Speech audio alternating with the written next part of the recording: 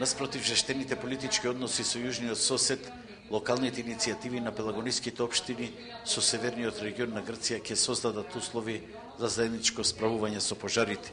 Во тој дух во Битола денеска започна меѓународната конференција преку која ќе се реализира развојниот проект на заеднички план за заштита од пожари, што со 470.000 евра е поддржан од европските фондови на ИПА-2 програмата. Животната средина нема граница, пожарот исто така нема граница и токму во тој дух го отпочнуваме и овој проект. Како што и програмата го носи називот од соседство до партнерство.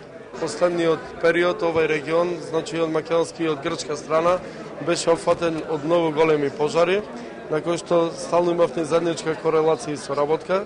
Ова многу ќе значи во противпожарната превентива во иднина и во доопремување на самите единици.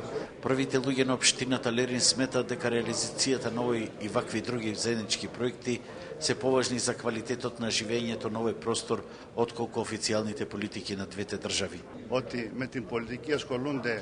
Политиката треба да им ја оставиме на политичарите и на лицата кои што се занимаваат со истата, а ние секако да се заангажираме и да овозможиме повеќе подобри услови за нашите граѓани кои што всушности гласаат за нас.